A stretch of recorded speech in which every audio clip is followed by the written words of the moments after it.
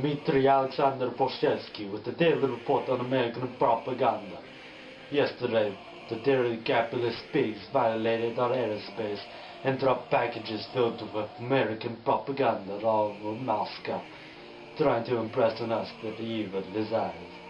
Several pieces of propaganda that were covered: Patrick Henry's speech to the Virginia Convention, the lottery, and the grapes of wrath.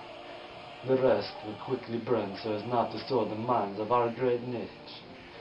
We urge you in the name of our great leader, Lenin, that you do not fall to the capitalist mandates. We have prepared a detailed report to combat capitalist mandates. We have found that Americans are violent creatures, capable of horrendous acts of atrocity. This violence is spread throughout all their works of literature they claim to be great. We start with Patrick Henry's speech to the Virginia Convention. We find the speech represents America from its birth. In his speech, Patrick Henry urges the Americans to revolt from its motherland. This is preposterous, an act of treason punishable by death. Here in Russia, we are proud of our full loyalty to our motherland. From the beginning, America was born from bloodshed and radicalism. As we all know, the British then gave up America after losing many lives. Could this bloodshed have been avoided? Did America have to fight? The answer is no, it did not, but it chose to. Patrick Henry reportedly yelled like a lunatic, "Give me liberty or give me death." What did Henry want liberty from? He wanted liberty from taxes. And now these hypocritical Americans are forcing their own citizens to pay taxes. How much better is it here in the motherland with communism and no taxes? Patrick Henry wanted liberty from taxes. Taxes! We can see now that there is no way to reason with those Americans. They just want to fight. They did not know how to argue. At the first conflict, what do? Patrick Henry says, "We must fight." I repeat, sir, we must fight. This violence is ingrained in their whole being, and they cannot escape. It is the virtue of their birth. How can we, the great Soviet Union, allow such evil to exist in our beautiful world? We want peace, not war. The next piece of American propaganda we would like to show is an interesting story called The Lottery. The story starts in a little town, like where I was born. They have a tradition there, that every year 1,001 person is chosen at random by lottery. He is then stoned to death. The story is the epitome of American evil. They kill innocent people, and a woman is died for no reason in the worst possible way ever. The Americans didn't even know why they had to kill her. They just did. Americans are evil creatures. They kill for no reason at all, and even worse, when they kill her, no one feels sorry for her.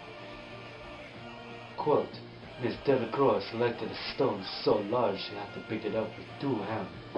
Stoning is one of the worst possible ways to die. The Americans do not want to be merciful and shoot her through the head to execute her quickly.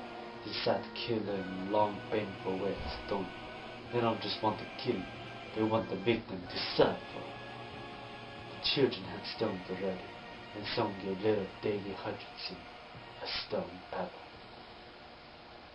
Her own son even helped to kill her. Comrades, it is so sad that such an evil can exist in our world. Those Americans don't even feel the remorse and violence. It is such a normal part of them that they can kill so easily. Such monstrosity brings tears to my eyes. Can you see now that we cannot allow these Americans to have so much control? Can you see now that Americans are so violent that we must unite and work together to fight evil taking over the world? Americans do not know anything but violence. Thus we must use violence to defeat them, but they will never lose. Now do you see this book? This book we like. This book I approve. This book we read in Soviet Russia and put in Soviet library. Jim Casey, like a glorious leader Lenin, he tried to lead a glorious uprising of the bourgeois. Like many of you, he was one of the poor in Hungary. He just want to work hard and get food for stomach. He say, we got there, and they said the pay 2.5 cents. Fella can't even eat on that, and if he got kids, so we say we won't take it. So they drove us off, and all the cops in the world come down on him. You know what those Americans did to him? To just an ordinary fellow like you and me. Those Americans took a pickaxe and drove it through his head. Those Americans were born of revolution, but won't stand for insubordination themselves. They are hypocritical beasts and think violence is the only answer. Instead of talking to Casey, they just took a pickaxe through the head. And what did he do? He just wanted full stomach. Is that wrong? He didn't even try to resist. He just tried to talk to them. But Americans are so full of violence that they cannot reason.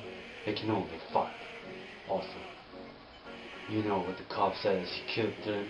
He said, "Shut up, you red son of a..." Americans are not only violent, but prejudiced. They hate us and the feeling that we stand for. Comrades, as you can see, we cannot reason with these evil capitalist Americans.